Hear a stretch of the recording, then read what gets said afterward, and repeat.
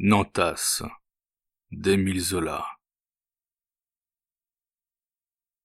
La chambre que Nantas habitait depuis son arrivée de Marseille se trouvait au dernier étage d'une maison de la rue de Lille, à côté de l'hôtel du baron d'Anvilliers, membre du Conseil d'État. Cette maison appartenait au baron, qui l'avait fait construire sur d'anciens communs. Nantas, en se penchant, pouvait apercevoir un coin du jardin de l'hôtel, où des arbres superbes jetaient leur ombre. Au-delà, par-dessus les cimes vertes, une échappée s'ouvrait sur Paris. On voyait la trouée de la Seine, les Tuileries, le Louvre, l'enfilade des quais, toute une mer de toitures, jusqu'au lointain perdu du Père-Lachaise. C'était une étroite chambre mansardée, avec une fenêtre taillée dans les ardoises. Nantas l'avait simplement meublée d'un lit, d'une table et d'une chaise. Il était descendu là, cherchant le bon marché, décidé à camper tant qu'il n'aurait pas trouvé une situation quelconque. Le papier sali, le plafond noir, la misère et la nudité de ce cabinet, où il n'y avait pas de cheminée, ne le blessaient point. Depuis qu'il s'endormait en face du Louvre et des Tuileries, il se comparait à un général qui couche dans quelque misérable auberge, au bord d'une route, devant la ville riche et immense, qu'il doit prendre d'assaut le lendemain. L'histoire de Nantas était courte. Fils d'un maçon de Marseille, il avait commencé ses études au lycée de cette ville, poussé par l'ambitieuse tendresse de sa mère, qui rêvait de faire de lui un monsieur. Les parents s'étaient saignés pour le mener jusqu'au baccalauréat. Puis, la mère étant morte, Nantas dut accepter un petit emploi chez un négociant, où il traîna pendant 12 années, une vie dont la monotonie l'exaspérait. Il se serait enfui 20 fois, si son devoir de fils ne l'avait cloué à Marseille, près de son père tombé d'un échafaudage et devenu impotent. Maintenant il devait suffire à tous les besoins. Mais un soir, en rentrant, il trouva le maçon mort, sa pipe encore chaude à côté de lui.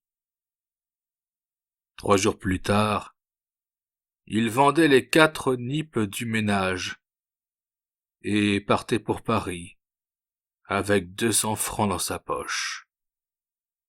Il y avait chez Nantas une ambition entêtée de fortune qu'il tenait de sa mère. C'était un garçon de décision prompte, de volonté froide. Tout jeune, il disait être une force. On avait souvent ri de lui, lorsqu'il s'oubliait à faire des confidences et à répéter sa phrase favorite. « Je suis une force », phrase qui devenait comique quand on le voyait avec sa mince redingote noire, craquée aux épaules, et dont les manches lui remontaient au-dessus des poignets. Peu à peu, il s'était ainsi fait une religion de la force, ne voyant qu'elle dans le monde, convaincu que les forts sont quand même les victorieux. Selon lui, il suffisait de vouloir et de pouvoir. Le reste n'avait pas d'importance. Le dimanche, lorsqu'il se promenait seul dans la banlieue brûlée de Marseille, il se sentait du génie. Au fond de son être, Il y avait comme une impulsion instinctive qui le jetait en avant, et il rentrait manger quelques platées de pommes de terre avec son père infirme, en se disant qu'un jour il saurait bien se tailler sa part, dans cette société où il n'était rien encore à 30 ans. Ce n'était point une envie basse, un appétit des jouissances vulgaires. C'était le sentiment très net d'une intelligence et d'une volonté, qui n'étant pas à leur place, entendaient monter tranquillement à cette place, par un besoin naturel de logique. Dès qu'il toucha le pavé de Paris, Nantas crut qu'il lui suffirait d'allonger les mains pour trouver une situation digne de lui. Le jour même, il se mit en campagne. On lui avait donné des lettres de recommandation qu'il porta à leur adresse. En outre, il frappa chez quelques compatriotes, espérant leur appui. Mais au bout d'un mois, il n'avait obtenu aucun résultat. Le moment était mauvais, disait-on. Ailleurs, on lui faisait des promesses qu'on ne tenait point. Cependant, sa petite bourse se vidait. Il lui restait une vingtaine de francs, au plus. Et ce fut avec ces 20 francs qu'il dut vivre tout un mois encore, ne mangeant que du pain, battant Paris du matin au soir, et revenant se coucher sans lumière, brisé de fatigue, toujours les mains vides. Il ne se décourageait pas. Seulement, une sourde colère montait en lui. La destinée lui semblait illogique et injuste. Un soir, Nantas rentra sans avoir mangé. La veille, il avait fini son dernier morceau de pain. Plus d'argent, et pas un ami pour lui prêter 20 sous. La pluie était tombée toute la journée, une de ces pluies grises de Paris qui sont si froides. Un fleuve de boue coulait dans les rues. Nantas, trempé jusqu'aux os, était allé à Bercy, puis à Montmartre, où on lui avait indiqué des emplois. Mais à Bercy, la place était prise, et l'on n'avait pas trouvé son écriture assez belle à Montmartre. C'étaient ses 2 dernières espérances. Il aurait accepté n'importe quoi, avec la certitude qu'il taillerait sa fortune dans la première situation venue.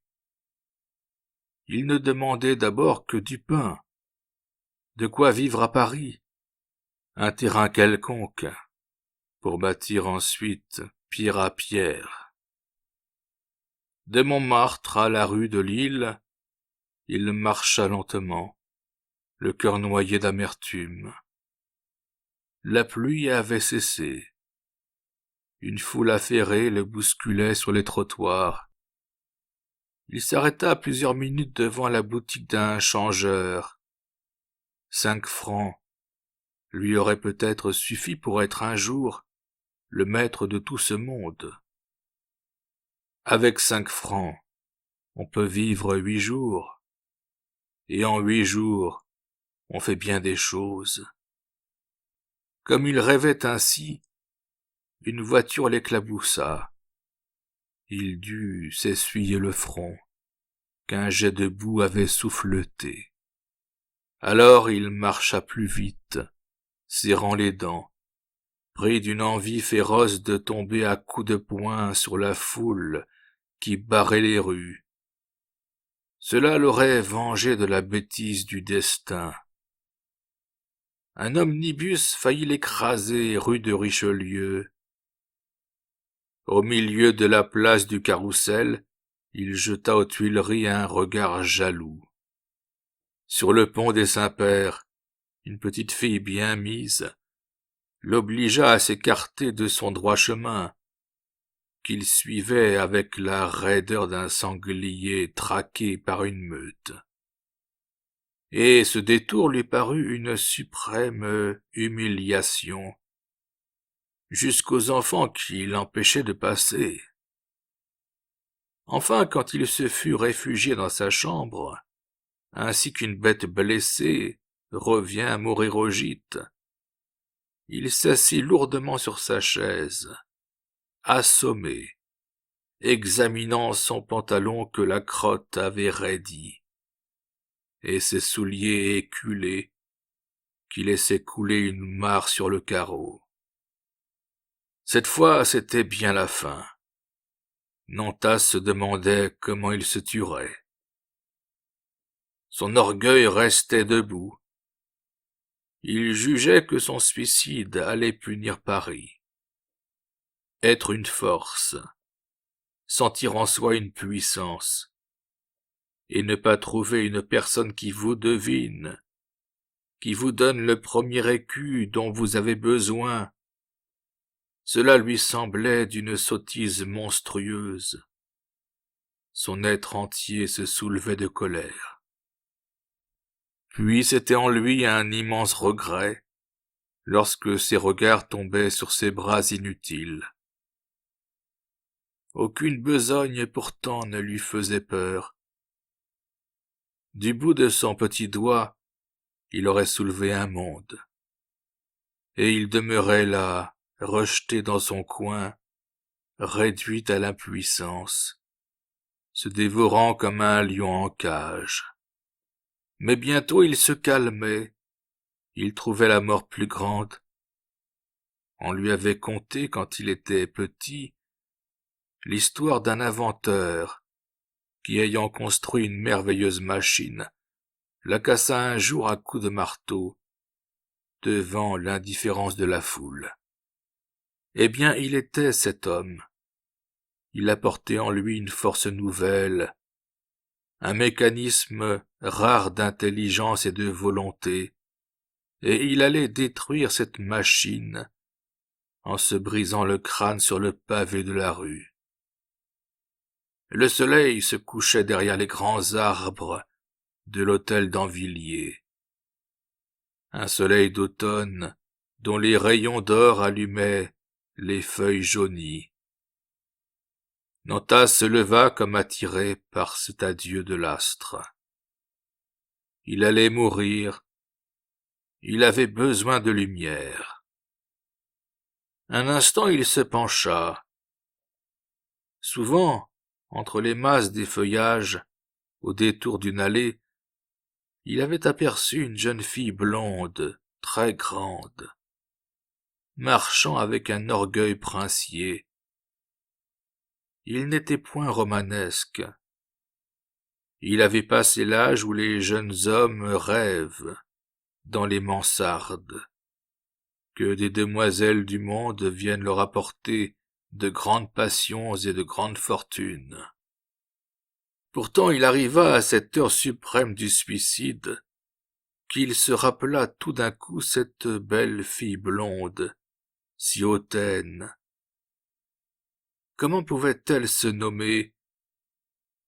Mais au même instant, il serra les poings, car il ne sentait que de la haine pour les gens de cet hôtel, dont les fenêtres entr'ouvertes lui laissaient apercevoir des coins de luxe sévère, et il murmura dans un élan de rage. « Oh, je me vendrais, si l'on me donnait les premiers 100 sous de ma fortune future. » Cette idée de se vendre l'occupa un moment. S'il y avait eu quelque part un monde de piété, où l'on prêtât sur la volonté et l'énergie, il serait allé s'y engager. Il imaginait des marchés. Un homme politique venait l'acheter pour faire de lui un instrument. Un banquier le prenait pour user à toute heure de son intelligence, et il acceptait, ayant le dédain de l'honneur, se disant qu'il suffisait d'être fort et de triompher un jour.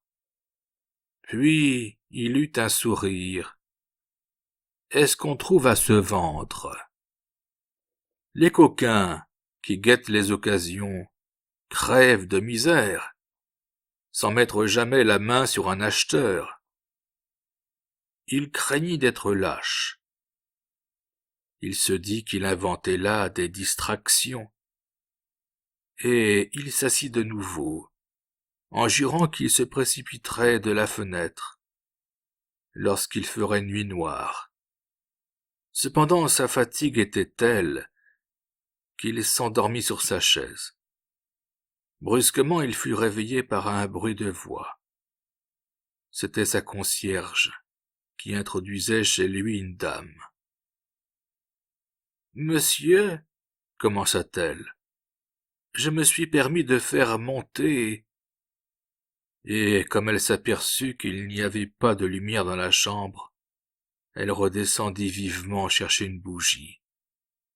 Elle paraissait connaître la personne qu'elle amenait, à la fois complaisante et respectueuse. « Voilà, reprit-elle en se retirant. Vous pouvez causer, personne ne vous dérangera. » Nantas, qui s'était éveillé en sursaut, regardait la dame avec surprise. Elle avait levé sa voilette. C'était une personne de 45 ans, petite, très grasse, d'une figure poupine et blanche de vieille dévote. Il ne l'avait jamais vue. Lorsqu'il lui offrit l'unique chaise, en l'interrogeant du regard, elle se nomma. « Mademoiselle Chouin, je viens, monsieur, pour vous entretenir d'une affaire importante. » Lui avait dû s'asseoir sur le bord du lit.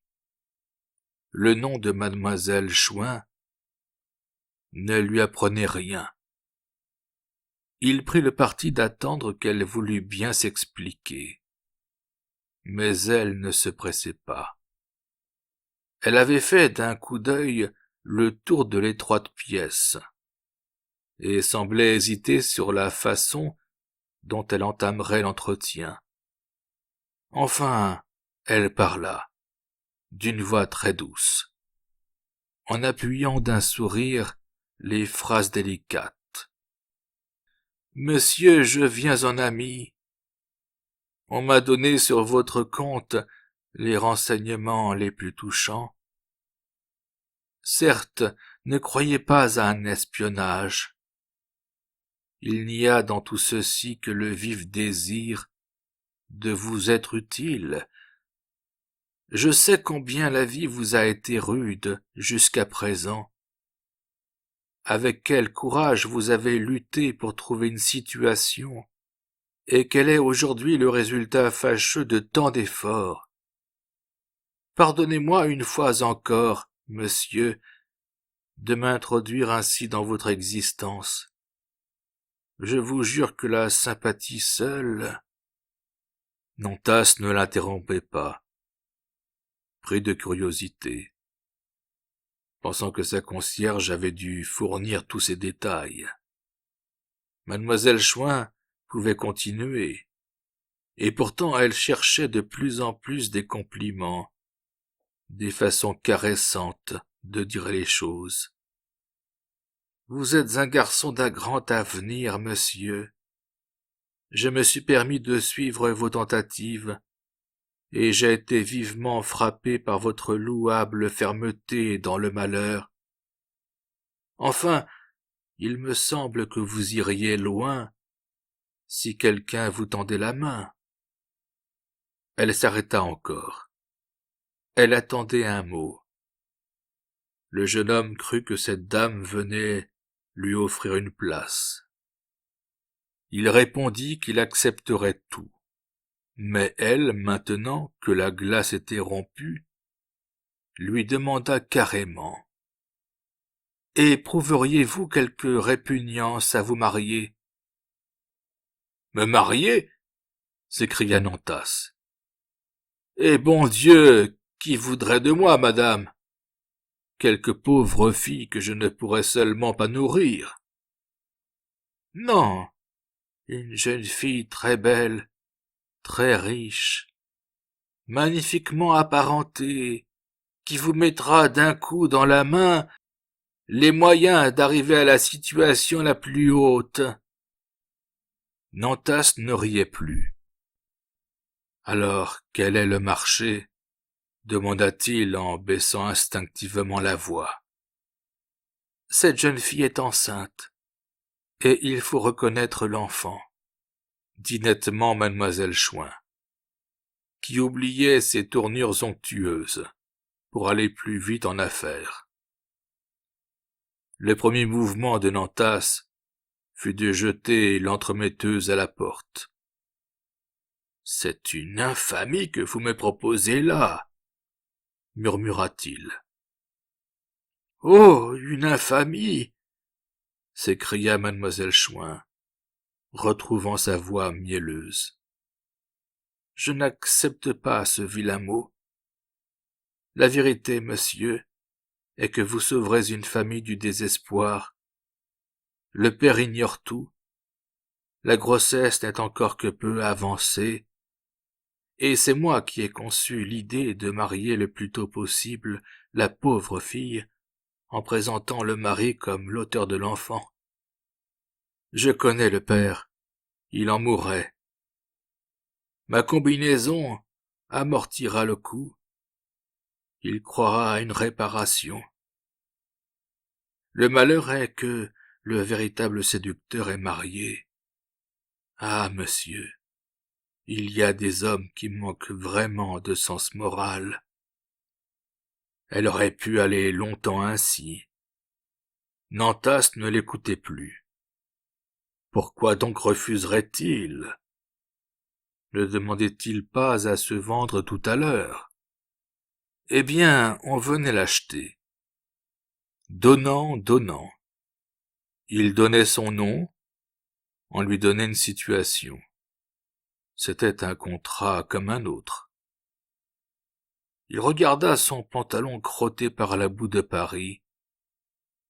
Il sentit qu'il n'avait pas mangé depuis la veille. Toute la colère de ces 2 mois de recherche et d'humiliation lui revint au cœur. Enfin, il allait donc mettre le pied sur ce monde qui le repoussait et le jetait au suicide. « J'accepte, » dit-il crûment. Puis il exigea de mademoiselle Chouin des explications claires. Que voulait-elle pour son entremise? Elle se récria, elle ne voulait rien.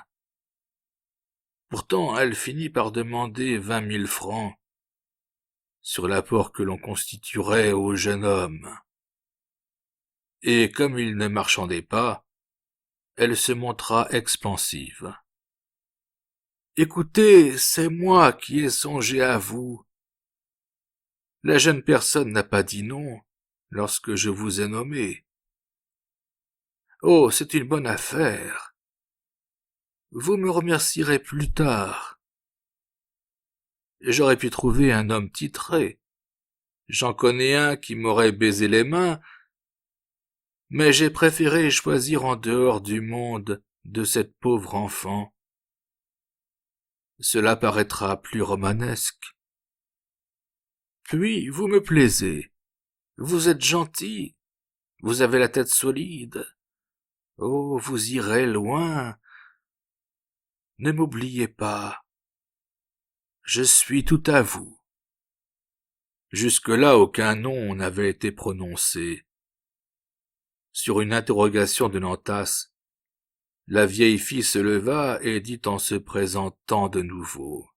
« Mademoiselle Chouin, je suis chez le baron d'Anvilliers depuis la mort de la baronne, en qualité de gouvernante. C'est moi qui ai élevé mademoiselle Flavie, la fille de monsieur le baron. Mademoiselle Flavie est la jeune personne en question. » Et elle se retira, après avoir discrètement déposé sur la table une enveloppe qui contenait un billet de 500 francs. C'était une avance faite par elle, pour subvenir aux premiers frais. Quand il fut seul, Nantas alla se mettre à la fenêtre. La nuit était très noire, on ne distinguait plus que la masse des arbres, à l'épaississement de l'ombre. Une fenêtre luisait sur la façade sombre de l'hôtel. Ainsi c'était une grande fille blonde, qui marchait d'un pas de reine et qui ne daignait point l'apercevoir. Elle ou une autre, qu'importait d'ailleurs. La femme n'entrait pas dans le marché. Alors Nantas leva les yeux plus haut, sur Paris grondant dans les ténèbres, sur les quais, les rues, les carrefours de la rive gauche, éclairés des flammes dansantes du gaz, et il tutoya Paris. Il devint familier et supérieur. Maintenant tu es à moi.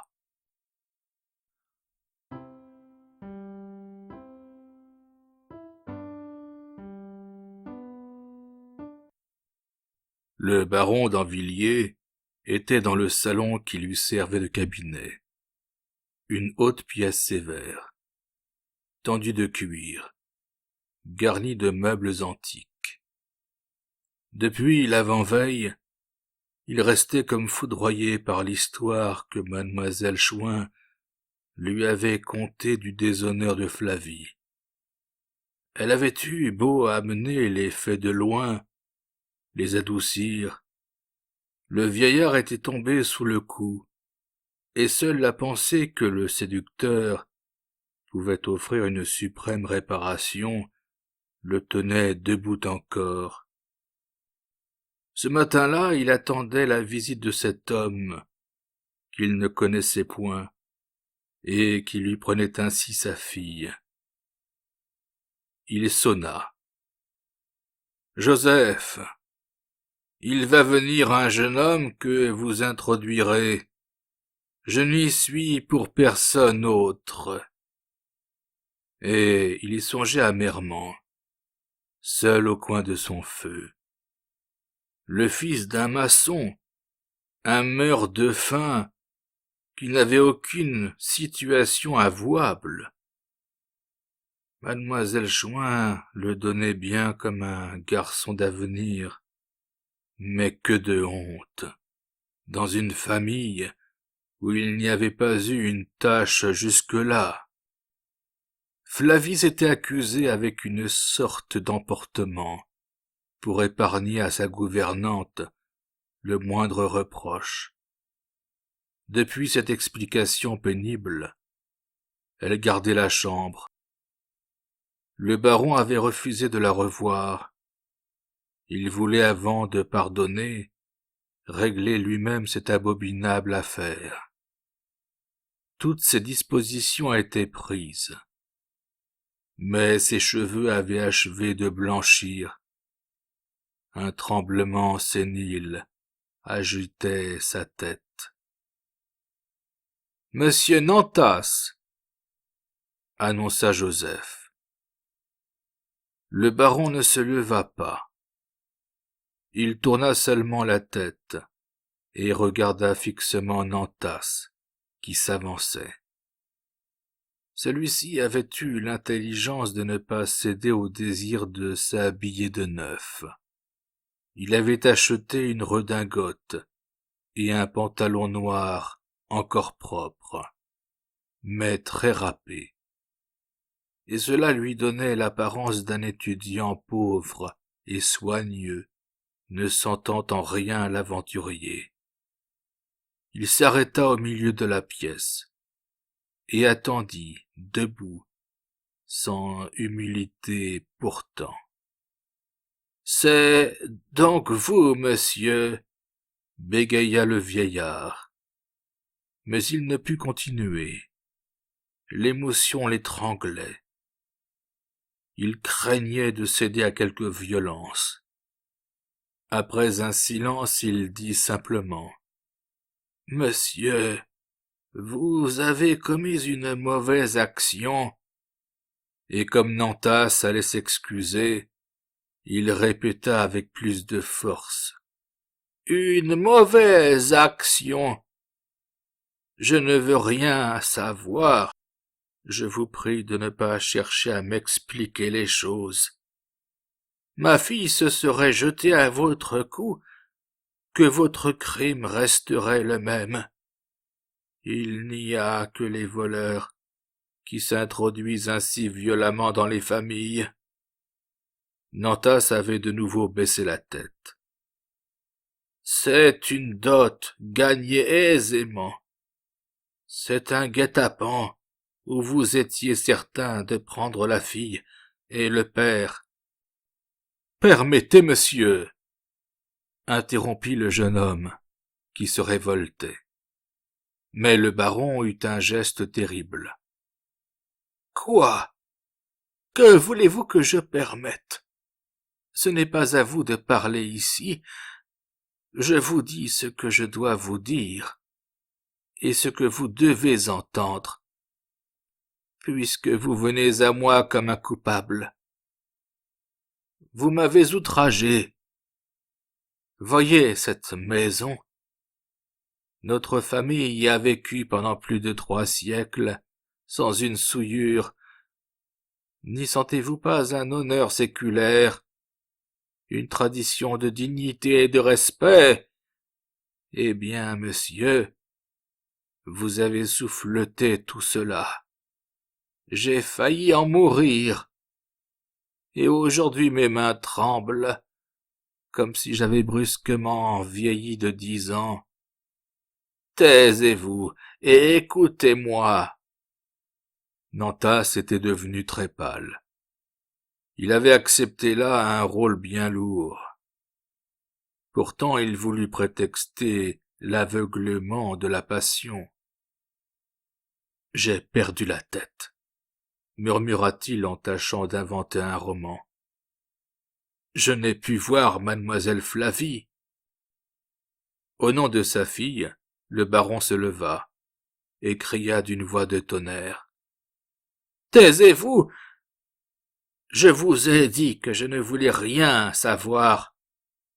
Que ma fille soit allée vous chercher, ou que ce soit vous qui soyez venu à elle, cela ne me regarde pas.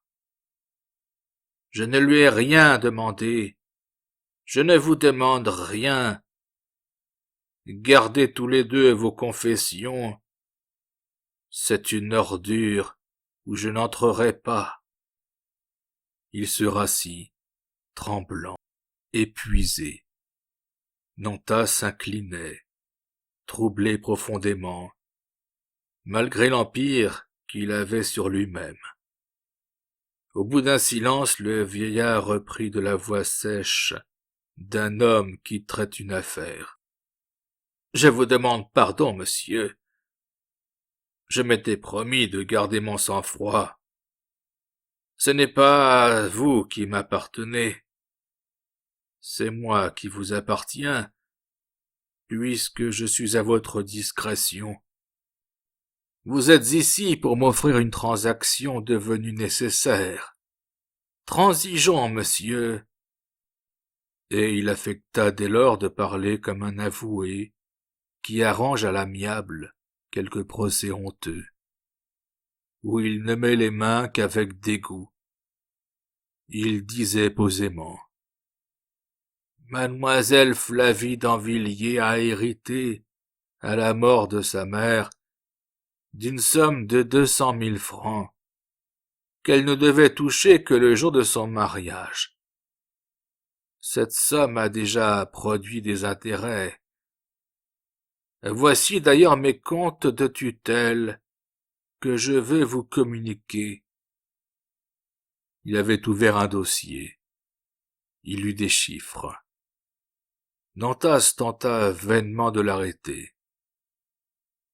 Maintenant une émotion le prenait, en face de ce vieillard, si droit et si simple, qui lui paraissait très grand depuis qu'il était calme.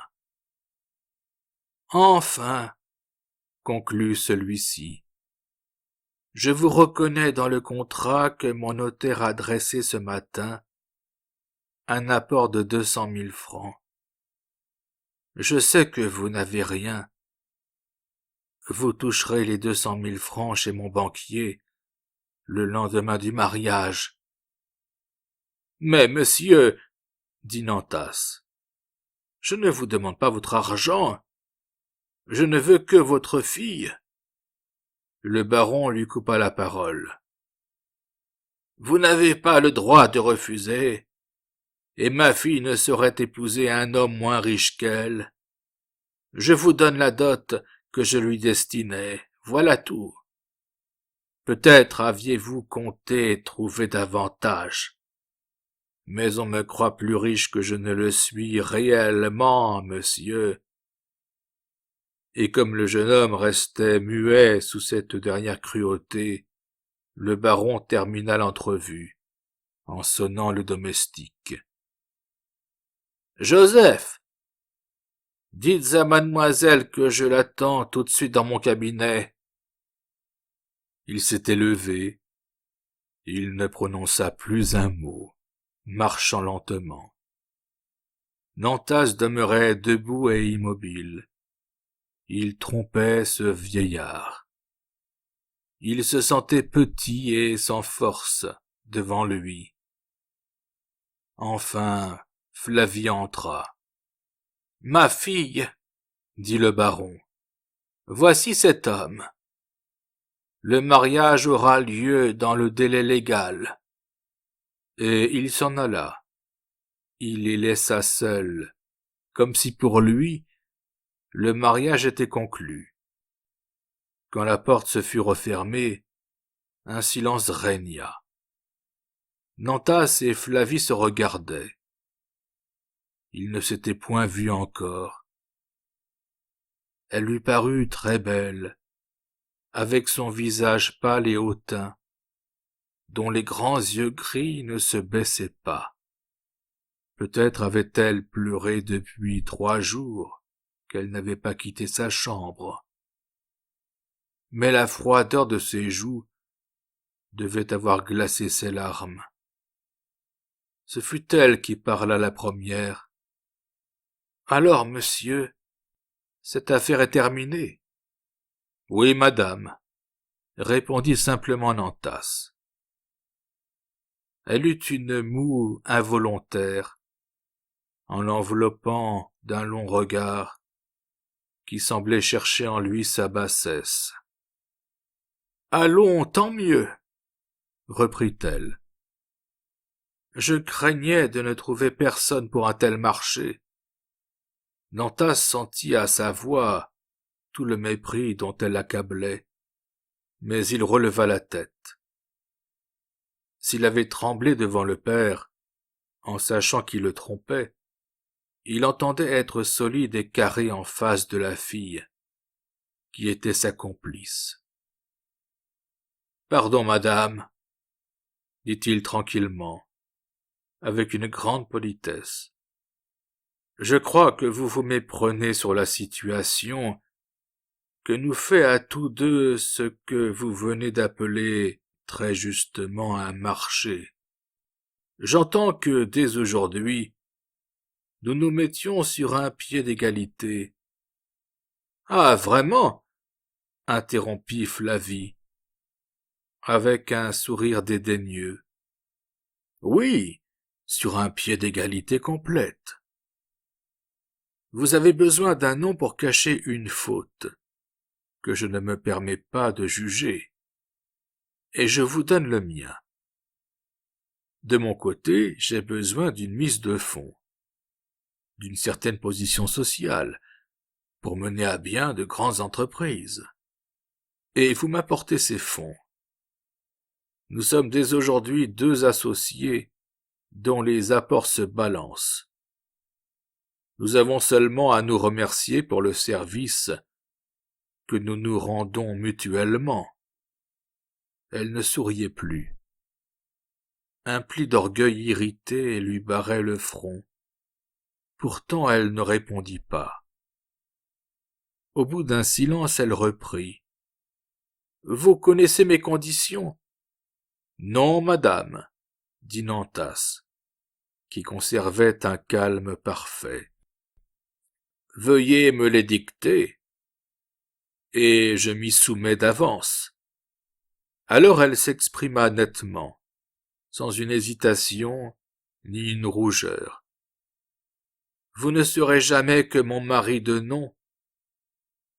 Nos vies resteront complètement distinctes et séparées. Vous abandonnerez tous vos droits sur moi, et je n'aurai aucun devoir envers vous. À chaque phrase, Nantas acceptait d'un signe de tête. C'était bien là ce qu'il désirait. Il ajouta. Si je croyais devoir être galant, je vous dirais que des conditions si dures me désespèrent. Mais nous sommes au-dessus de compliments aussi fades. Je suis très heureux de vous voir le courage de nos situations respectives. Nous entrons dans la vie par un sentier où l'on ne cueille pas de fleurs. Je ne vous demande qu'une chose, madame, c'est de ne point user de la liberté que je vous laisse, de façon à rendre mon intervention nécessaire. Monsieur, dit violemment Flavie, dont l'orgueil se révolta. Mais il s'inclina respectueusement, en la suppliant de ne point se blesser. Leur position était délicate. Ils devaient tous deux tolérer certaines allusions, sans quoi la bonne entente devenait impossible. Il évita d'insister davantage. Mademoiselle Juin, dans une seconde entrevue, lui avait conté la faute de Flavie. Son séducteur était un certain monsieur Desfondettes, le mari d'une de ses amies de couvent. Comme elle passait un mois chez eux à la campagne, elle s'était trouvée un soir entre les bras de cet homme, sans savoir au juste comment cela avait pu se faire, et jusqu'à quel point elle était consentante. Mademoiselle Chouin parlait presque d'un viol. Brusquement, Nantas eut un mouvement amical, ainsi que tous les gens qui ont conscience de leur force. Il aimait à être bonhomme. « Tenez, madame, s'écria-t-il, nous ne nous connaissons pas, mais nous aurions vraiment tort de nous détester ainsi, à première vue. Peut-être sommes-nous faits pour nous entendre. Je vois bien que vous me méprisez, c'est que vous ignorez mon histoire. » Et il parla avec fièvre, se passionnant, disant sa vie dévorée d'ambition à Marseille, expliquant la rage de ces 2 mois de démarches inutiles dans Paris. Puis il montra son dédain de ce qu'il nommait les conventions sociales, où patauge le commun des hommes. Qu'importait le jugement de la foule quand on posait le pied sur elle? Il y s'agissait d'être supérieur. La toute-puissance excusait tout. Et à grands traits, il peignit la vie souveraine qu'il saurait se faire. Il ne craignait plus aucun obstacle. Rien ne prévalait contre la force. Il serait fort. Il serait heureux.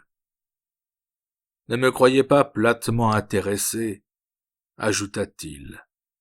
Je ne me vends pas pour votre fortune. Je ne prends votre argent que comme un moyen de monter très haut. Oh, si vous saviez tout ce qui gronde en moi, si vous saviez les nuits ardentes que j'ai passées à refaire toujours le même rêve, sans cesse emporté par la réalité du lendemain, vous me comprendriez, vous seriez peut-être fier de vous appuyer à mon bras, en vous disant que vous me fournissez enfin les moyens d'être quelqu'un. Elle l'écoutait toute droite. Pas un trait de son visage ne remuait. Et lui se posait une question qu'il retournait depuis 3 jours, sans pouvoir trouver la réponse. L'avait-elle remarqué à sa fenêtre, pour avoir accepté si vite le projet de mademoiselle Chouin, lorsque celle-ci l'avait nommée? Il lui vint la pensée singulière qu'elle se serait peut-être mise à l'aimer d'un amour romanesque, s'il avait refusé avec indignation le marché que la gouvernante était venue lui offrir. Il se tut, et Flavie resta glacée. Puis, comme s'il ne lui avait pas fait sa confession, elle répéta sèchement. « Ainsi, mon mari de nom seulement, nos vies complètement distinctes, une liberté absolue. » Nantas reprit aussitôt son air cérémonieux, sa voix brève d'homme qui discute un traité. « C'est signé, madame. » Et il se retira, mécontent de lui. Comment avait-il pu céder à l'envie bête de convaincre cette femme? Elle était très belle. Il valait mieux qu'il n'y eût rien de commun entre eux, car elle pouvait le gêner dans la vie.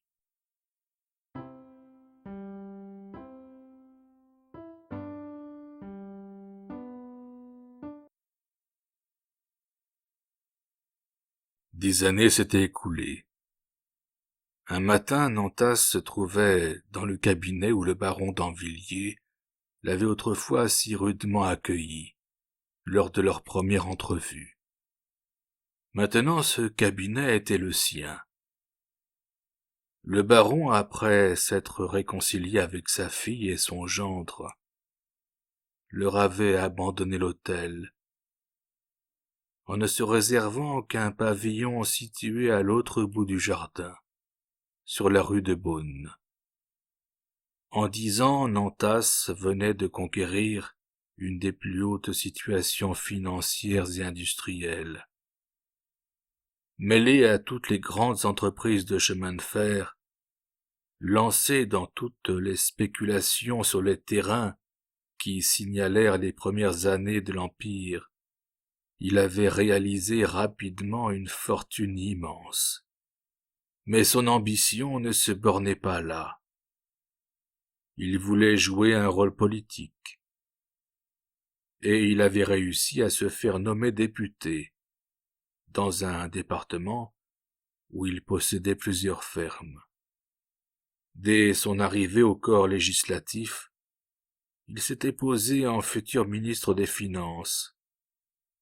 Par ses connaissances spéciales et sa facilité de parole, il y prenait de jour en jour une place plus importante. Du reste, il montrait adroitement un dévouement absolu à l'Empire, tout en ayant en matière de finances des théories personnelles, qui faisaient grand bruit, et qu'il savait préoccuper beaucoup l'empereur. Ce matin-là, Nantas était accablé d'affaires. Dans les vastes bureaux qu'il avait installés au rez-de-chaussée de l'hôtel, régnait une activité prodigieuse. C'était un monde d'employés, les uns immobiles derrière des guichets, les autres allant et venant sans cesse, faisant battre les portes. C'était un bruit d'or continu, des sacs ouverts et coulant sur les tables, la musique toujours sonnante d'une caisse, dont le flot semblait devoir noyer les rues. Puis dans l'antichambre, une cohue se pressait, des solliciteurs, des hommes d'affaires, des hommes politiques. Tout Paris à genoux devant la puissance. Souvent de grands personnages attendaient là, patiemment, pendant 1 heure, et lui, assis à son bureau, en correspondance avec la province et l'étranger, pouvant de ses bras tendus étreindre le monde, réalisait enfin son ancien rêve de force, se sentait le moteur intelligent d'une colossale machine qui remuait les royaumes et les empires. Nantas sonna à l'huissier qui gardait sa porte. Il paraissait soucieux. « Germain, demanda-t-il, savez-vous si madame est rentrée ?» Et comme l'huissier répondait qu'il l'ignorait, il lui commanda de faire descendre la femme de chambre de madame. Mais Germain ne se retirait pas. « Pardon, monsieur, » murmura-t-il. « Il y a là monsieur le président du corps législatif qui insiste pour entrer. » Alors il eut un geste d'humeur en disant « Eh bien, introduisez-le et faites ce que je vous ai ordonné. » La veille, sur une question capitale du budget, un discours de Nantas avait produit une impression telle que l'article en discussion avait été envoyé à la commission pour être amendé dans le sens indiqué par lui. Après la séance, le bruit s'était répandu que le ministre des Finances allait se retirer, et l'on désignait déjà dans les groupes le jeune député comme son successeur. Lui haussait les épaules. Rien n'était fait. Il n'avait eu avec l'empereur qu'un entretien sur des points spéciaux. Pourtant, la visite du président du corps législatif pouvait être grosse de signification. Il parut secouer la préoccupation qui l'assombrissait. Il se leva et alla serrer les mains du président. « Ah, monsieur le duc, dit-il, je vous demande pardon. J'ignorais que vous fussiez là. Croyez que je suis bien touché de l'honneur que vous me faites. » Un instant ils causèrent à bâton rompu, sur un ton de cordialité. Puis le président, sans rien lâcher de net, lui fit entendre qu'il était envoyé par l'empereur pour le sonder. Accepterait-il le portefeuille des finances? Et avec quel programme? Alors lui, superbe de sang-froid, posa ses conditions. Mais sous l'impassibilité de son visage, un grondement de triomphe montait. Enfin il gravissait le dernier échelon. Il était au sommet. Encore un pas. Il allait avoir toutes les têtes au-dessous de lui. Comme le président concluait, en disant qu'il se rendait à l'instant même chez l'empereur pour lui communiquer le programme débattu, une petite porte donnant sur les appartements s'ouvrit, et la femme de chambre de madame parut. Nantas, tout d'un coup redevenu blême, n'acheva pas la phrase qu'il prononçait. Il courut à cette femme, en murmurant « Excusez-moi, monsieur le duc », et tout bas il interrogea. Madame était donc sortie de bonne heure. Avait-elle dit où elle allait? Quand devait-elle rentrer? La femme de chambre répondait par des paroles vagues, en fille intelligente qui ne veut pas se compromettre.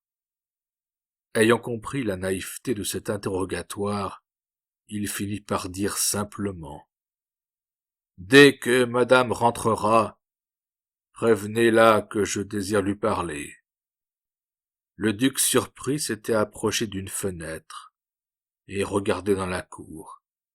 Nantas revint à lui, en s'excusant de nouveau. Mais il avait perdu son sang-froid. Il balbutia. Il étonna par des paroles peu à droite. « Allons, j'ai gâté mon affaire. » Laissa-t-il échapper tout haut, lorsque le président ne fut plus là.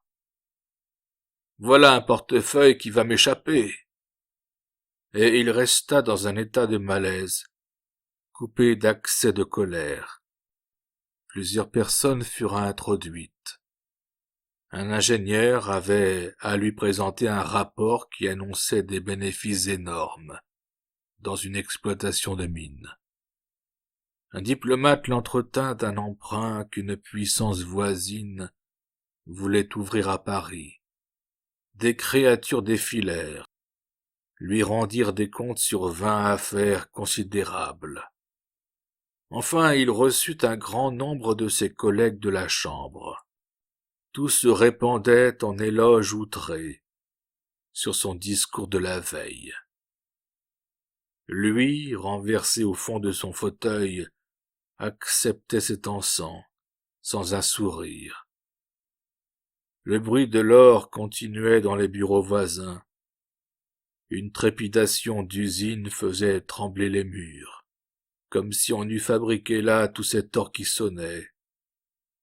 Il n'avait qu'à prendre une plume pour expédier des dépêches dont l'arrivée aurait réjoui ou consterné les marchés de l'Europe. Il pouvait empêcher ou précipiter la guerre, en appuyant ou en combattant l'emprunt dont on lui avait parlé. Même il tenait le budget de la France dans sa main. Il saurait bientôt s'il serait pour ou contre l'Empire. C'était le triomphe. Sa personnalité développée outre mesure devenait le centre autour duquel tournait un monde. Et il ne goûtait point ce triomphe, ainsi qu'il se l'était promis. Il éprouvait une lassitude, l'esprit autre part, tressaillant au moindre bruit. Lorsqu'une flamme, une fièvre d'ambition satisfaite, montait à ses joues, il se sentait tout de suite pâlir, comme si par derrière brusquement une main froide l'eût touché à la nuque.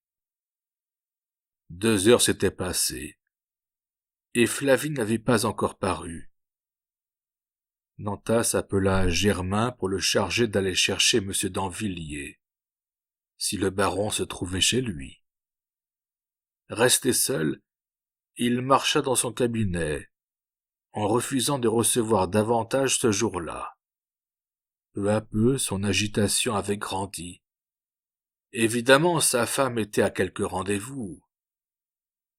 Elle devait avoir renoué avec M. Desfondettes, qui était veuve depuis 6 mois. Certes, Nantas se défendait d'être jaloux.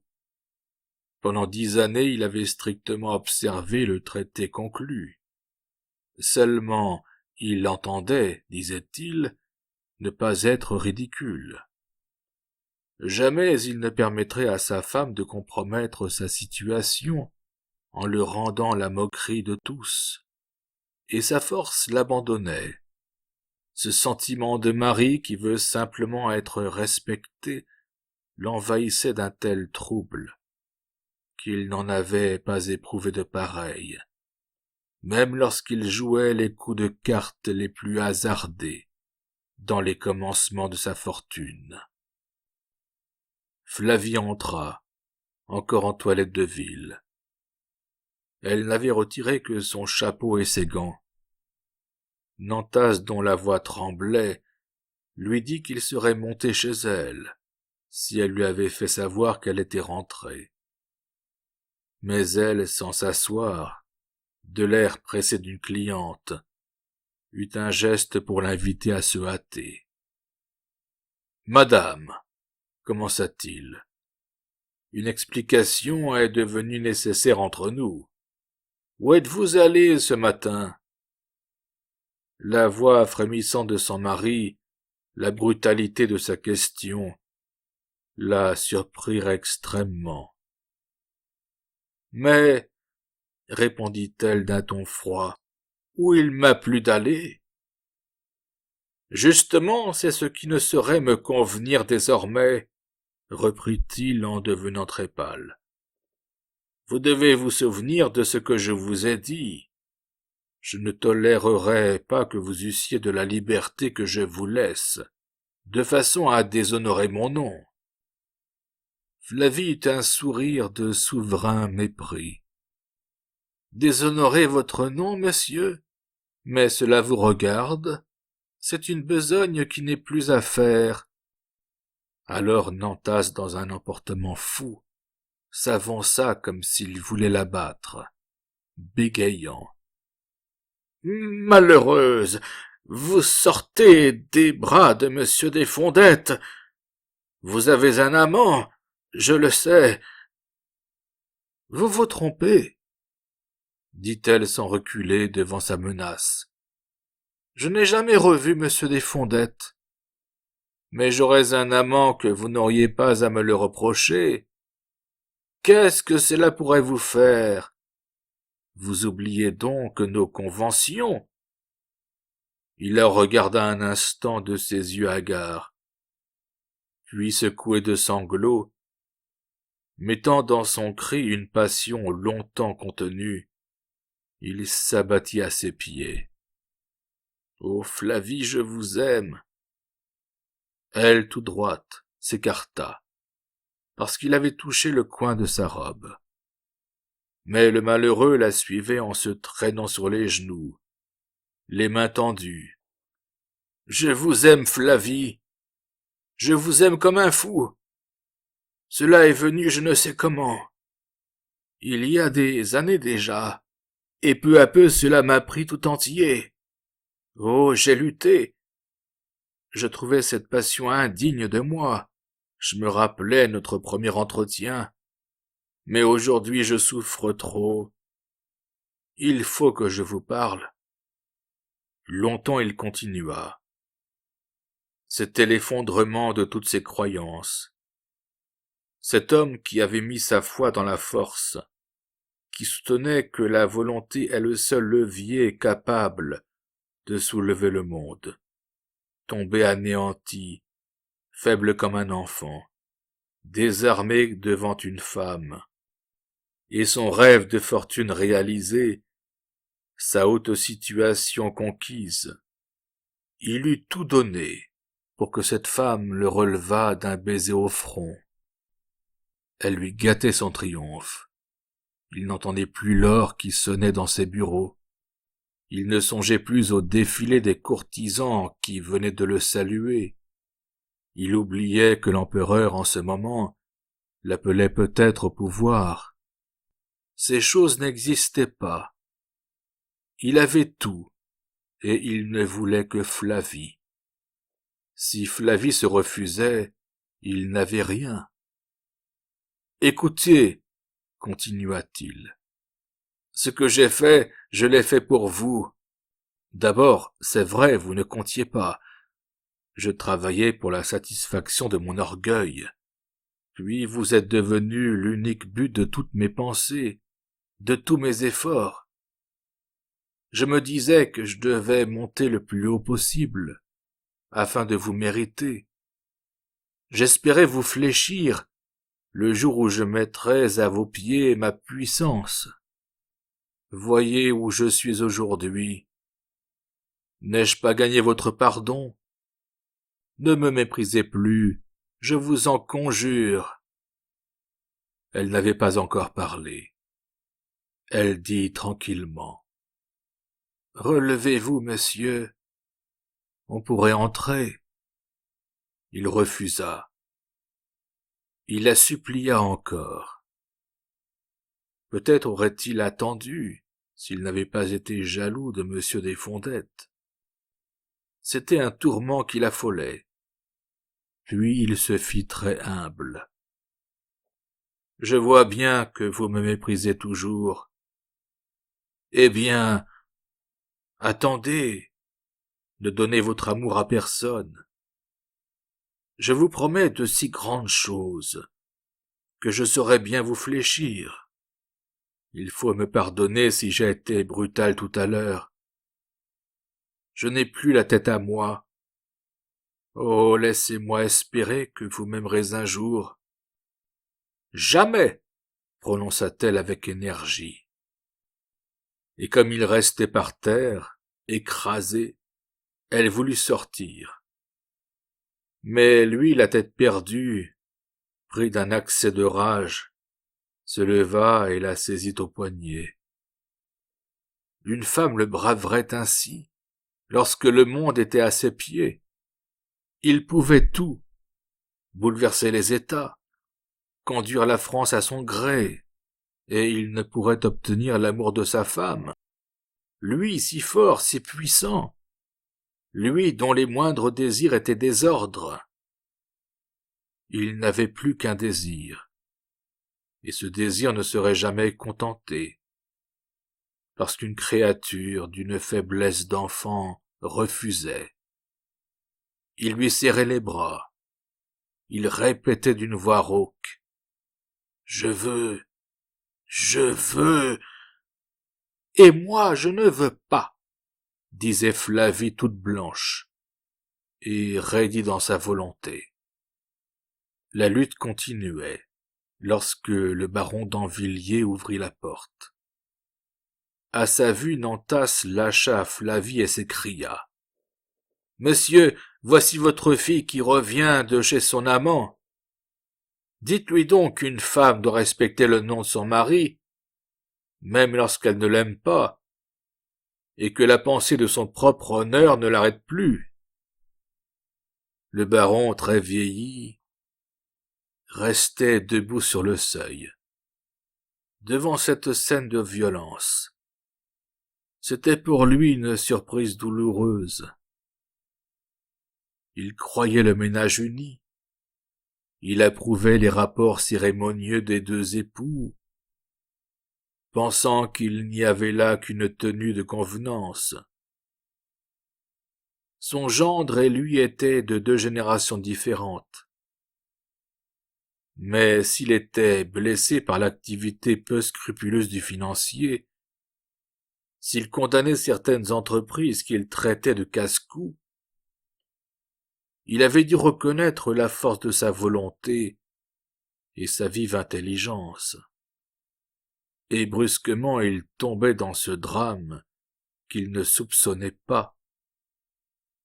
Lorsque Nantas accusa Flavie d'avoir un amant, le baron, qui traitait encore sa fille mariée avec la sévérité qu'il avait pour elle à 10 ans, s'avança de son pas de vieillard solennel. « Je vous jure qu'elle sort de chez son amant, » répétait Nantas. « Et vous la voyez, elle est là qui me brave. » Flavie dédaigneuse avait tourné la tête. Elle arrangeait ses manchettes, que la brutalité de son mari avait froissées. Pas une rougeur n'était montée à son visage. Cependant son père lui parlait. « Ma fille, pourquoi ne vous défendez-vous pas? Votre mari dirait-il la vérité? Auriez-vous réservé cette dernière douleur à ma vieillesse? L'affront serait aussi pour moi, car dans une famille, la faute d'un seul membre suffit à salir tous les autres. » Alors elle eut un mouvement d'impatience. Son père prenait bien son temps pour l'accuser. Un instant encore elle supporta son interrogatoire, voulant lui épargner la honte d'une explication. Mais comme il s'emportait à son tour, en la voyant muette et provocante, elle finit par dire. « Eh bien, mon père, laissez cet homme jouer son rôle. Vous ne le connaissez pas. Ne me forcez point à parler par respect pour vous. »« Il est votre mari, » reprit le vieillard. « Il est le père de votre enfant. » Flavie s'était redressée, frémissante. « Non, non, il n'est pas le père de mon enfant. À la fin, je vous dirai tout. Cet homme n'est pas même un séducteur, car ce serait une excuse au moins s'il m'avait aimé.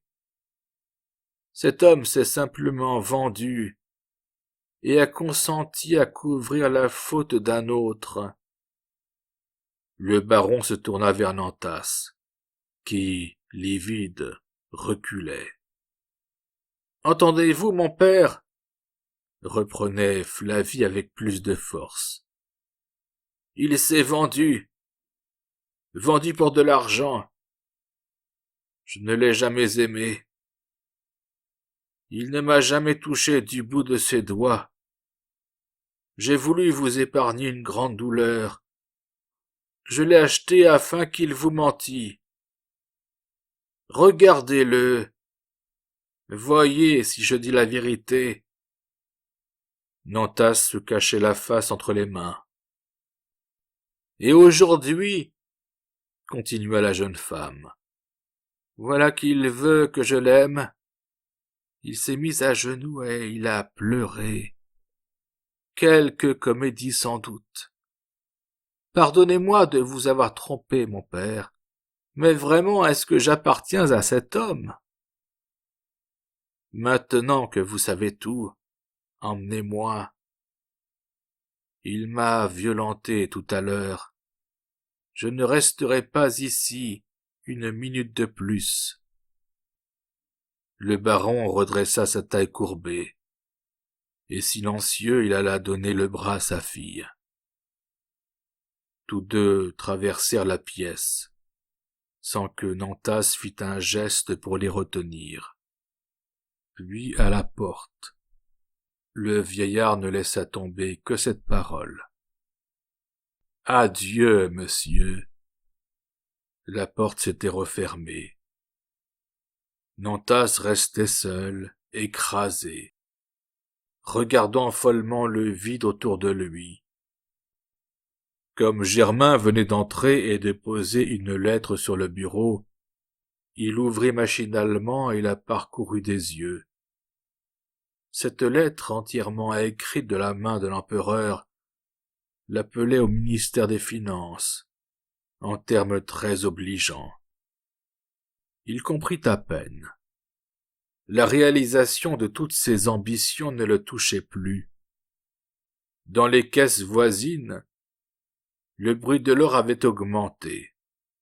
C'était l'heure où la maison Nantas ronflait, donnant le branle à tout un monde. Et lui, au milieu de ce labeur colossal, qui était son œuvre, dans l'apogée de sa puissance, les yeux stupidement fixés sur l'écriture de l'empereur, poussa cette plainte d'enfant, qui était la négation de sa vie entière. « Je ne suis pas heureux. Je ne suis pas heureux. » Il pleurait, la tête tombée sur son bureau, et ses larmes chaudes effaçaient la lettre qui le nommait ministre.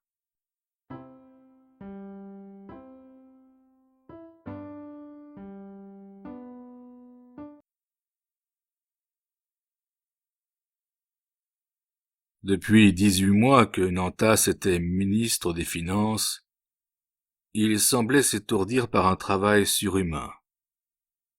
Au lendemain de la scène de violence qui s'était passée dans son cabinet, il avait eu avec le baron d'Anvilliers une entrevue. Et sur les conseils de son père, Flavie avait consenti à rentrer au domicile conjugal. Mais les époux ne s'adressaient plus la parole, en dehors de la comédie qu'ils devaient jouer devant le monde. Nantas avait décidé qu'il ne quitterait pas son hôtel. Le soir, il amenait ses secrétaires et expédiait chez lui la besogne. Ce fut l'époque de son existence où il fit les plus grandes choses. Une voix lui soufflait des inspirations hautes et fécondes. Sur son passage, un murmure de sympathie et d'admiration s'élevait.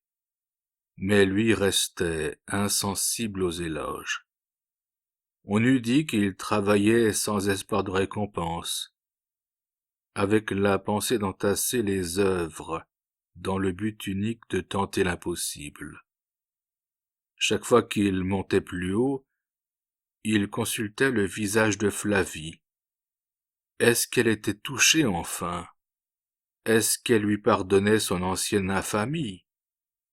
pour ne plus voir que le développement de son intelligence, et il ne surprenait toujours aucune émotion sur le visage muet de cette femme, et il se disait, en se remettant au travail, « Allons, je ne suis point assez haut pour elle, il faut monter encore, monter sans cesse. » Il entendait forcer le bonheur, comme il avait forcé la fortune. Toute sa croyance en sa force lui revenait. Il n'admettait pas d'autre levier en ce monde, car c'est la volonté de la vie qui a fait l'humanité. Quand le découragement le prenait, parfois, il s'enfermait pour que personne ne puisse douter des faiblesses de sa chair. On ne devinait ses luttes qu'à ses yeux plus profonds, cerclés de noir, et où brûlait une flamme intense. La jalousie le dévorait maintenant. Ne pas réussir à se faire aimer de Flavie était un supplice, mais une rage l'affolait lorsqu'il songeait qu'elle pouvait se donner à un autre. Pour affirmer sa liberté, elle était capable de s'afficher avec Monsieur Desfondettes. Il affectait donc de ne point s'occuper d'elle, tout en agonisant d'angoisse à ses moindres absences. S'il n'avait pas craint le ridicule, il l'aurait suivi lui-même dans les rues. Ce fut alors qu'il voulut avoir près d'elle une personne dont il achèterait le dévouement. On avait conservé mademoiselle Chouin dans la maison. Le baron était habitué à elle. D'autre part, elle savait trop de choses pour qu'on pût s'en débarrasser. Un moment, la vieille fille avait eu le projet de se retirer avec les 20 000 francs que Nantas lui avait comptés au lendemain de son mariage. Mais sans doute elle s'était dit que la maison devenait bonne pour y pêcher en eau trouble. Elle attendait donc une nouvelle occasion, ayant fait le calcul qu'il lui fallait encore une 20 000 francs, si elle voulait acheter à Roinville, son pays, la maison du notaire, qui avait fait l'admiration de sa jeunesse. Nantas n'avait pas à se gêner avec cette vieille fille, dont les mines confites en dévotion ne pouvaient plus le tromper. Pourtant, le matin où il la fit venir dans son cabinet, et où il lui proposa nettement de le tenir au courant des moindres actions de sa femme, elle feignit de se révolter, en lui demandant pour qui il la prenait. « Voyons, mademoiselle, » dit-il impatienté, « je suis très pressé, on m'attend. Abrégeons, je vous prie. » Mais elle ne voulait rien entendre, s'il n'y mettait des formes. Ses principes étaient que les choses ne sont pas laides en elles-mêmes, qu'elles le deviennent ou cessent de l'être, selon la façon dont on les présente. « Eh bien, reprit-il, il s'agit, mademoiselle, d'une bonne action. Je crains que ma femme ne me cache certains chagrins. Je la vois triste depuis quelques semaines, et j'ai songé à vous, pour obtenir des renseignements. »« Vous pouvez compter sur moi, » dit-elle, alors avec une effusion maternelle. « Je suis dévouée à madame. Je ferai tout pour son honneur et le vôtre. Dès demain, nous veillerons sur elle. » Il lui promit de la récompenser de ses services. Elle se fâcha d'abord, puis elle eut l'habileté de le forcer à fixer une somme. Il lui donnerait 10 000 francs, si elle lui fournissait une preuve formelle de la bonne ou de la mauvaise conduite de madame. Peu à peu, ils en étaient venus à préciser les choses. Dès lors, Nantas se tourmenta moins. 3 mois s'écoulèrent. Il se trouvait engagé dans une grosse besogne, la préparation du budget. D'accord avec l'empereur, il avait apporté au système financier d'importantes modifications. Il savait qu'il serait vivement attaqué à la Chambre, et il lui fallait préparer une quantité considérable de documents. Souvent, il veillait des nuits entières. Cela l'étourdissait et le rendait patient. Quand il voyait mademoiselle Chouin, il l'interrogeait d'une voix brève. Savait-elle quelque chose? Madame avait-elle fait beaucoup de visites? S'était-elle particulièrement arrêtée dans certaines maisons? Mademoiselle Chouin tenait un journal détaillé, mais elle n'avait encore recueilli que des faits sans importance. Nantas se rassurait, tandis que la vieille clignait les yeux parfois, en répétant que bientôt peut-être elle aurait du nouveau. La vérité était que mademoiselle Chouin avait fortement réfléchi. 10 000 francs ne faisaient pas son compte. Il lui en fallait 20 000 pour acheter la maison du notaire. Elle eut d'abord l'idée de se vendre à la femme, après s'être vendue au mari. Mais elle connaissait madame. Elle craignit d'être chassée au premier mot. Depuis longtemps, avant même qu'on la chargeât de cette besogne, elle avait espionné pour son compte, en se disant que les vices des maîtres sont la fortune des valets. Et elle s'était heurtée à une de ces honnêtetés d'autant plus solides qu'elle s'appuie sur l'orgueil. Flavie gardait de sa faute une rancune à tous les hommes. Aussi mademoiselle Chouin se désespérait-elle lorsqu'un jour elle rencontra M. Desfondettes. Il la questionna si vivement sur sa maîtresse qu'elle comprit tout d'un coup qu'il la désirait follement, brûlée par le souvenir de la minute où il l'avait tenue dans ses bras. Et son plan fut arrêté. Servir à la fois le mari et l'amant. Là était la combinaison de génie. Justement, tout venait à point. Monsieur Desfondettes, repoussé, désormais sans espoir, aurait donné sa fortune pour posséder encore cette femme qui lui avait appartenu. Ce fut lui qui, le premier, tâta mademoiselle Chouin. Il la revit, joua le sentiment, en jurant qu'il se tuerait si elle ne l'aidait pas. Au bout de 8 jours, après une grande dépense de sensibilité et de scrupules, l'affaire était faite. Il donnerait 10 000 francs, et elle, un soir, le cacherait dans la chambre de Flavie. Le matin, mademoiselle Chouin alla trouver Nantas. « Qu'avez-vous appris ?» demanda-t-il en pâlissant. Mais elle ne précisa rien d'abord. Madame avait pour sûr une liaison. Même elle donnait des rendez-vous. « Au fait, répétait-il, furieux d'impatience. Enfin, elle nomma M. Desfondettes. « Ce soir, il sera dans la chambre de madame. »« C'est bien, merci, » balbutia Nantas. Il la congédia du geste. Il avait peur de défaillir devant elle.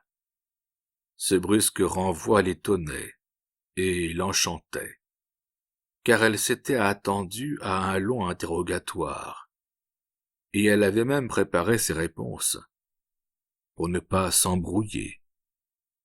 Elle fit une révérence.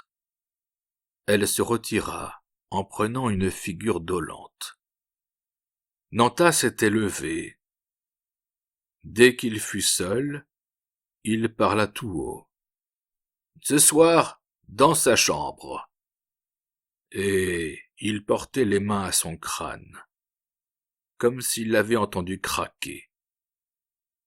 Ce rendez-vous, donné au domicile conjugal, lui semblait monstrueux d'impudence. Il ne pouvait se laisser outrager ainsi. Ses poings de lutteur se serraient. Une rage le faisait rêver d'assassinat. Pourtant, il avait à finir un travail.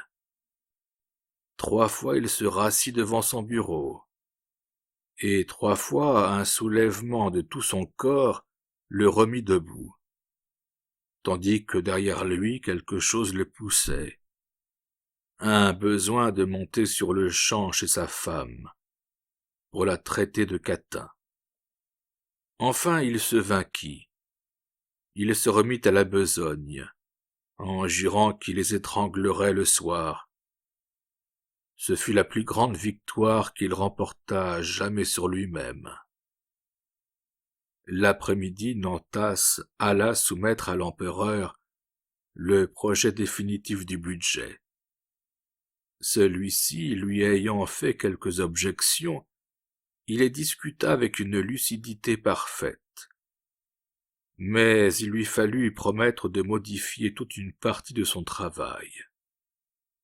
Le projet devait être déposé le lendemain. « Sire, je passerai la nuit, » dit-il. Et en revenant, il pensait « Je les tuerai à minuit. » Le soir au dîner, le baron d'Anvilliers causa précisément de ce projet de budget, qui faisait grand bruit. Lui n'approuvait pas toutes les idées de son gendre en matière de finances, mais il les trouvait très larges, très remarquables. Pendant qu'il répondait au baron, Nantas à plusieurs reprises crut surprendre les yeux de sa femme fixés sur les siens. Souvent maintenant elle regardait ainsi. Son regard ne s'attendrissait pas. Elle écoutait simplement et semblait chercher à lire au-delà de son visage. Nantas pensa qu'elle craignait d'avoir été trahie. Aussi fit-il un effort pour paraître d'esprit dégagé. Il causa beaucoup, s'éleva très haut, finit par convaincre son beau-père, qui céda devant sa grande intelligence. Flavie le regardait toujours, et une mollesse à peine sensible avait un instant passé sur sa face. Jusqu'à minuit, Nantas travailla dans son cabinet. Il s'était passionné peu à peu. Plus rien n'existait que cette création, ce mécanisme financier qu'il avait lentement construit, rouage à rouage, au travers d'obstacles sans nombre. Quand la pendule sonna minuit, il leva instinctivement la tête. Un grand silence régnait dans l'hôtel. Tout d'un coup il se souvint. L'adultère était là, au fond de cette ombre et de ce silence. Mais ce fut pour lui une peine que de quitter son fauteuil. Il posa la plume à regret, fit quelques pas comme pour obéir à une volonté ancienne, qu'il ne retrouvait plus. Puis une chaleur lui empourpra la face, une flamme alluma ses yeux, et il monta à l'appartement de sa femme. Ce soir-là, Flavie avait congédié de bonne heure sa femme de chambre. Elle voulait être seule. Jusqu'à minuit, elle resta dans le petit salon qui précédait sa chambre à coucher. Allongée sur une causeuse, elle avait pris un livre, mais à chaque instant, le livre tombait de ses mains, et elle songeait, les yeux perdus. Son visage s'était encore radouci, Un sourire pâle y passait par moments. Elle se leva en sursaut. On avait frappé. « Qui est là ?»« Ouvrez !» répondit Nantas. Ce fut pour elle une si grande surprise qu'elle ouvrit machinalement. Jamais son mari ne s'était ainsi présenté chez elle. Il entra bouleversé. La colère l'avait repris en montant. Mademoiselle Chouin, qui le guettait sur le palier, venait de lui murmurer à l'oreille que M. Desfondettes était là, depuis 2 heures. Aussi ne montra-t-il aucun ménagement. « Madame, dit-il, un homme est caché dans votre chambre. » Flavie ne répondit pas tout de suite, tellement sa pensée était loin. Enfin elle comprit. « Vous êtes fou, monsieur » murmura-t-elle. Mais sans s'arrêter à discuter, il marchait déjà vers la chambre. Alors d'un bond elle se mit devant la porte en criant « Vous n'entrerez pas. Je suis ici chez moi, et je vous défends d'entrer. » Frémissante, grandie, elle gardait la porte. Un instant ils restèrent immobiles, sans une parole, les yeux dans les yeux. Lui le cou tendu, les mains en avant, allait se jeter sur elle pour passer. « Ôtez-vous de là !» murmura-t-il d'une voix rauque. « Je suis plus fort que vous. J'entrerai quand même. »« Non, vous n'entrerez pas. Je ne veux pas. » Follement il répétait. « Il y a un homme. Il y a un homme. » Elle, ne daignant même pas lui donner un démenti, haussait les épaules. Puis, comme il faisait encore un pas, « Eh bien, mettons qu'il y ait un homme. Qu'est-ce que cela peut vous faire? Ne suis-je pas libre ?» Il recula devant ce mot qui le cinglait comme un soufflet. En effet, elle était libre. Un grand froid le prit aux épaules.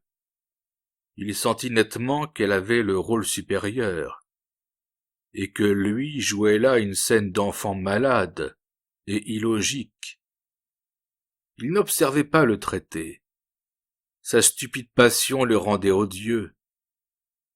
Pourquoi n'était-il pas resté à travailler dans son cabinet? Le sang se retirait de ses joues. Une ombre d'indicible souffrance blêmit son visage. Lorsque Flavie remarqua le bouleversement qui se faisait en lui, elle s'écarta de la porte, tandis qu'une douceur attendrissait ses yeux. « Voyez !» dit-elle simplement. Et elle-même entra dans la chambre, une lampe à la main, tandis que Nantas demeurait sur le seuil. D'un geste, il lui avait dit que c'était inutile, qu'il ne voulait pas voir. Mais elle, maintenant, insistait. Comme elle arrivait devant le lit, elle souleva les rideaux, et M. Desfondettes apparut, caché derrière. Ce fut pour elle une telle stupeur qu'elle eut un cri d'épouvante. « C'est vrai !» balbutia-t-elle éperdue. « C'est vrai, cet homme était là. Je l'ignorais. Oh, sur ma vie, je vous le jure !» Puis, par un effort de volonté, elle se calma. Elle parut même regretter ce premier mouvement qui venait de la pousser à se défendre. « Vous aviez raison, monsieur, et je vous demande pardon, » dit-elle à Nantas, en tâchant de retrouver sa voix froide. Cependant, M. Desfondettes se sentait ridicule. Il faisait une mine sotte. Il aurait donné beaucoup pour que le mari se fâchât. Mais Nantas se taisait, Il était simplement devenu très pâle. Quand il eut reporté ses regards de M. Desfondettes à Flavie, il s'inclina devant cette dernière, en prononçant cette seule phrase. « Madame, excusez-moi, vous êtes libre. » Et il tourna le dos, il s'en alla. En lui quelque chose venait de se casser. Seul le mécanisme des muscles et des os fonctionnait encore. Lorsqu'il se retrouva dans son cabinet, il marcha droit à un tiroir où il cachait un revolver. Après avoir examiné cette arme, il dit tout haut, comme pour prendre un engagement formel vis-à-vis de lui-même. « Allons, c'est assez, je me tuerai tout à l'heure. » Il remonta la lampe qui baissait. Il s'assit devant son bureau et se remit tranquillement à la besogne. Sans une hésitation, au milieu du grand silence, il continua la phrase commencée. Un à un, méthodiquement, les feuillets s'entassaient. 2 heures plus tard, lorsque Flavie, qui avait chassé M. Desfondettes, descendit pieds nus pour écouter à la porte du cabinet, elle n'entendit que le petit bruit de la plume craquant sur le papier. Alors elle se pencha. Elle mit un œil au trou de la serrure. Nantas écrivait toujours avec le même calme. Son visage exprimait la paix et la satisfaction du travail, tandis qu'un rayon de la lampe allumait le canon du revolver près de lui.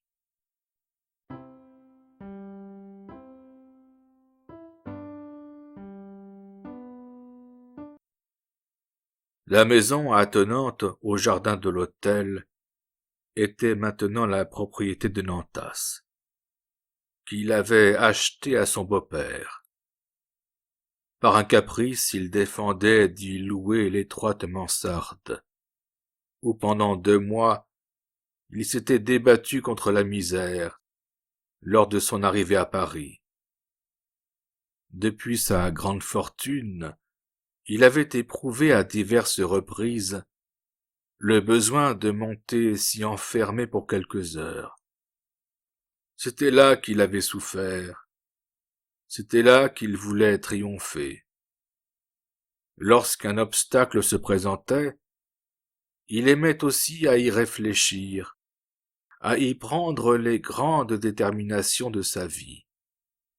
Il y redevenait ce qu'il était autrefois. Aussi devant la nécessité du suicide, était-ce dans cette mansarde qu'il avait résolu de mourir. Le matin, Nantas n'eut fini son travail que vers 8 heures. Craignant que la fatigue ne l'assoupît, il se lava à grande eau.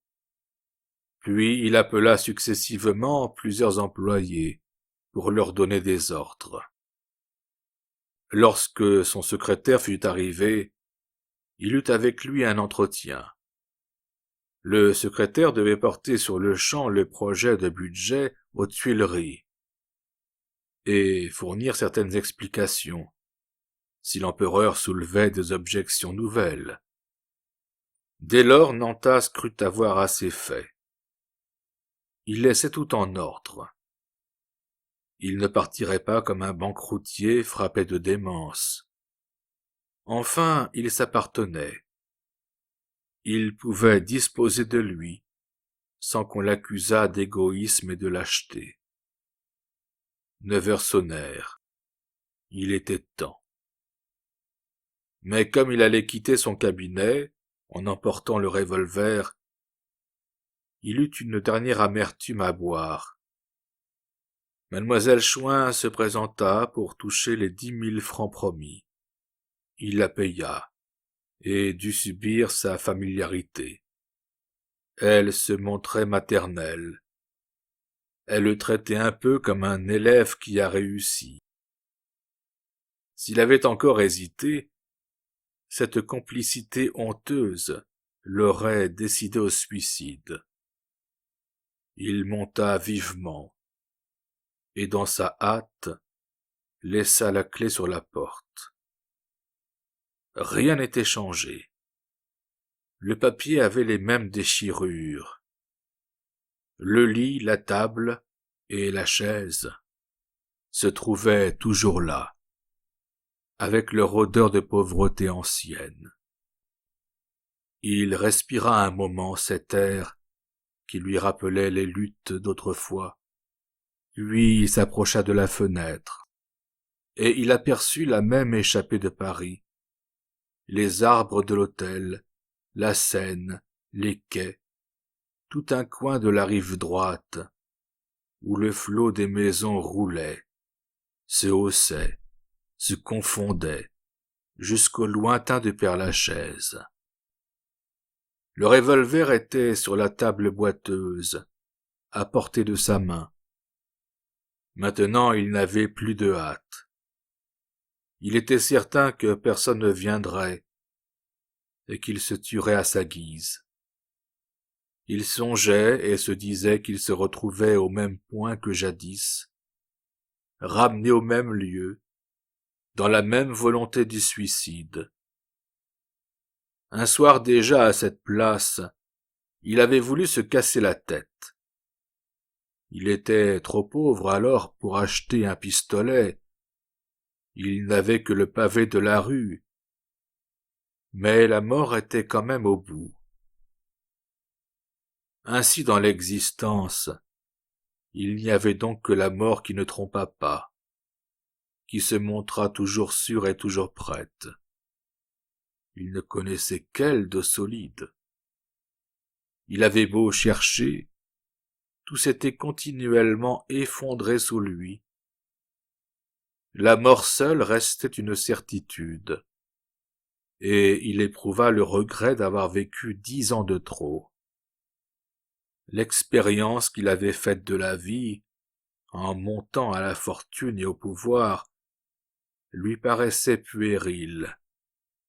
À quoi bon cette dépense de volonté? À quoi bon tant de forces produites, puisque décidément la volonté et la force n'étaient pas tout?